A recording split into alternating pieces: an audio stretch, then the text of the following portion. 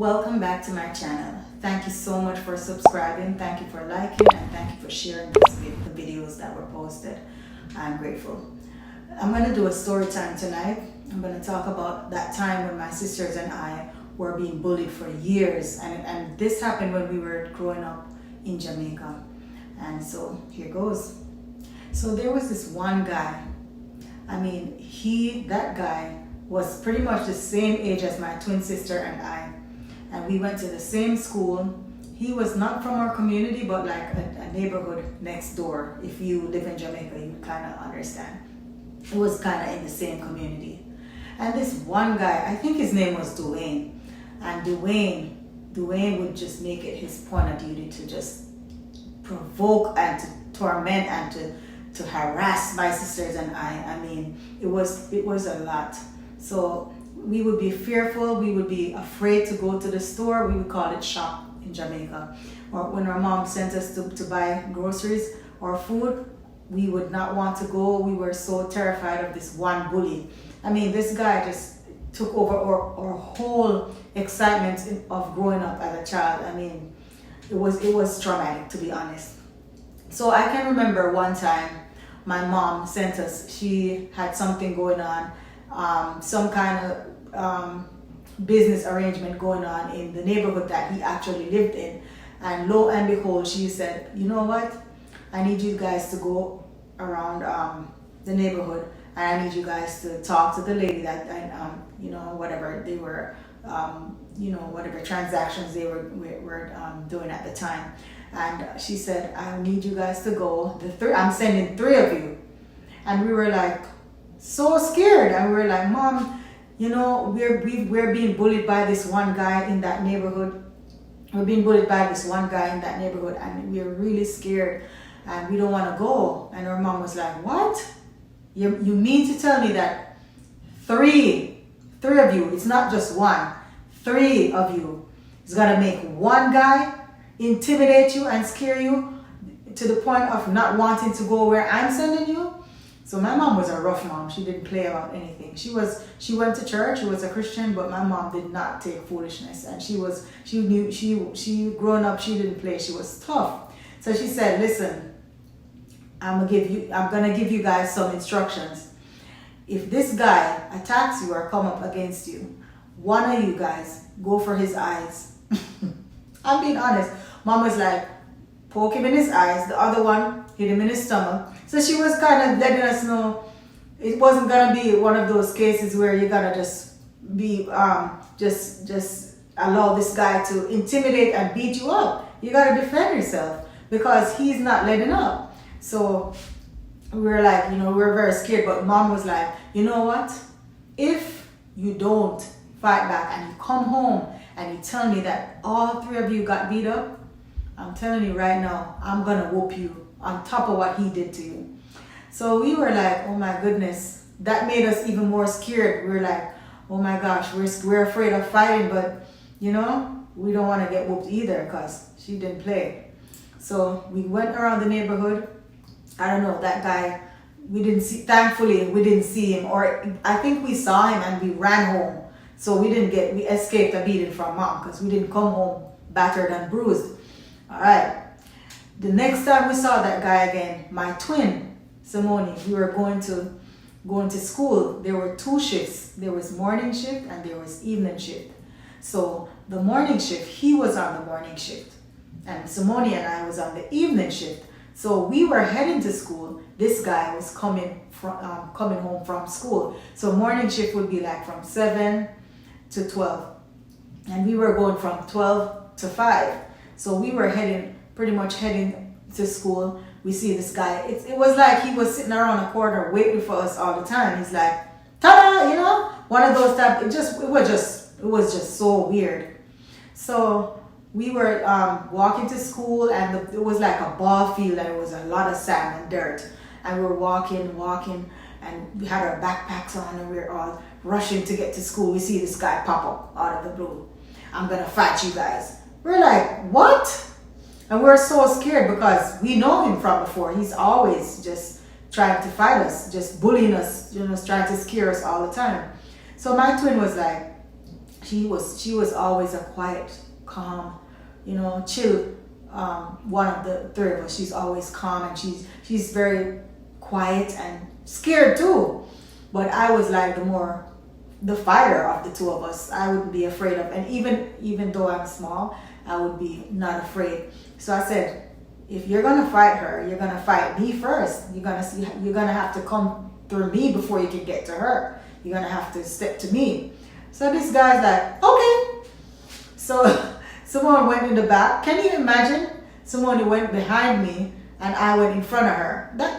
Me and that guy was all rough. He roughed me up and I fought back as he was bigger and thick. And he was fighting and I was fighting back because I'm like, ain't no way he's gonna, even though I'm small, I'm gonna let him, win this fight. I'm gonna do whatever it takes. So we're there fighting, and then he finished what he was bullying and pushing and doing whatever he wanted to do. Had my uniform all messed up, and so when he was done and he walked away, and I put in some work too. I took up some rocks and I was throwing at him and some stones, call them stones in Jamaica, and I was throwing at him and I was like, I bet you won't come back over here, because I didn't want him to feel like he won the fight, because he would keep bullying and bullying and bullying. All right, there was some older ladies walking by and they were like, I can't believe you sit by and let your little sister, your young little sister, because I was smaller than Simone, and she's like, I can't believe that you allowed your sister to be in a fight and you didn't even help Simone. So she didn't answer. So that was that. We thought all was over with.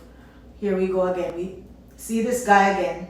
There was this one day, my mom was like, she's gonna go to the market. I want y'all to stay inside. Do not go outside. So my brother, he was allowed to go and play with his friends because, she knew where he would go and when he would come back. And he was the oldest of all of us.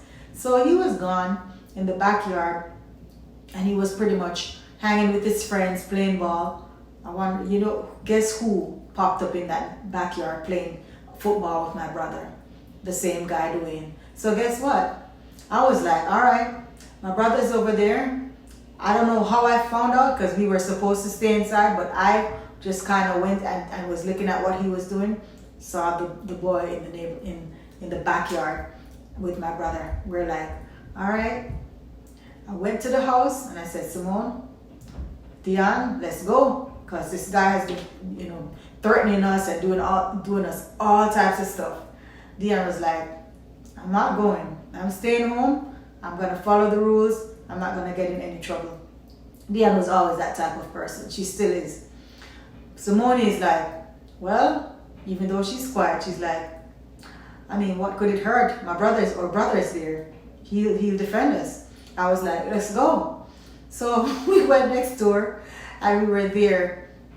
We saw our brother and we're like, hey bro, this is the guy that's been always fighting us every time we can't even walk in the neighborhood. We can't go to the store. We start complaining. We just start, just releasing all of the pent up frustration and anger and all of this that we had because he would continually harass us.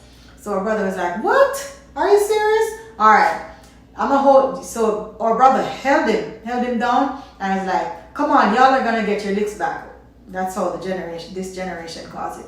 Y'all are gonna get to hit him back for all of the stuff that he's been putting you through. Come on. So I was ready. So I went up to the boy, he was holding his head down. I started to punch him, fight, just kick him and do everything. Kick and fight, punch. Because our brother, at this point, our brother has him locked, like holding him so we could get a couple hits in. Simone was throwing too. I'm like, that's right, Simone, that's what's up. So we're getting our hits in.